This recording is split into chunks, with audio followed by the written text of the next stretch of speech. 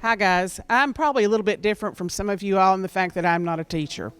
I'm actually the youth service coordinator at our high school, and we're a very small school. I fill in a lot of the gaps at our school for projects that the teachers don't have time to do. And so the project this year is called Gardening the Bulldog Way. We've tried to have a garden for several years, and while we were under construction, it was up at the baseball field. The baseball field coach was not happy with that. As soon as the renovations were done, we identified a spot closer to the school that got adequate sun and had some water to it, and so we moved the garden.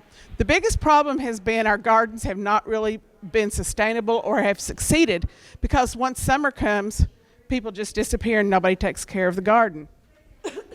So I was thinking, and I'm also involved a lot with food insecurity, food deserts. My sister and I, we do something called a seat at the table here in Perry County, where we bring different groups and different conversations to the table, and we combine and we do it with food. So we're thinking more and more, especially in partnership with the farmers market in Perry County, about how we could encourage younger people to be interested in gardening, and only that, to make it sustainable. Because one of the things that's always bothered me is we're raising a generation of kids who don't know how to garden, who don't know how to preserve food, who don't know how to quilt, who don't know how to do baskets. All the things that made us in Appalachia unique, it's a dying trait. So the idea was to get kids more involved in this and get them excited and maybe teach them a little something. So the reason the garden is a little bit different this year is we're going to do what we call a sustainable garden. And one of the things that we're doing is we're replacing some of the shrubs at the high school with blueberry bushes. When spring comes, we're going to go ahead and plant strawberries, asparagus crowns, rhubarb. We partnered with Lowe's and also partnered with True Value in Jackson, Kentucky. And they are donating blueberries to us, blackberries, grapes, and so we're getting those planted this fall.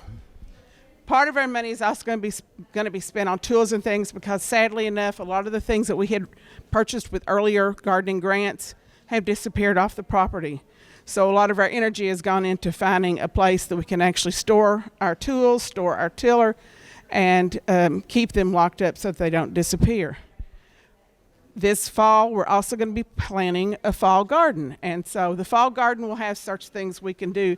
We can do early beans. We can do all kinds of lettuces, radishes, carrots, anything that will be sustainable through the next few months because luckily enough, we're in an area where we have a longer growing season.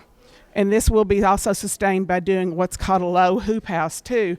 So we're going to be able to raise lettuces and greens and things probably all the way up until January. The idea also is I'm big about partnering with other things. So in addition to partnering with the two businesses that I spoke about, we've partnered with our local farmers market. We've partnered with some other food groups. And I also partnered with another grant. And I guess I didn't mention to you all that our garden's located outside of our art room. So our art kids are the ones who are interested in doing the garden. But they also want to do art. So by partnering with another grant, they're going to be able, we've actually got a small forge now for blacksmithing, and they're going to make garden hooks, garden signs, they're going to do trellises, and they're going to do pottery. And that's going to be their entrepreneurship project. Not only will they make our garden look better and they'll have more investment in it, then they can sell some of that stuff. And the food we produce also is going to be going into our nutrition class. So the kids are not only going to get to actually cook with some of the food that they're growing, but in the future, next year, we hope to teach them some canning techniques. So the whole idea is to get a whole generation of kids that might get excited about growing their own food, being sustainable.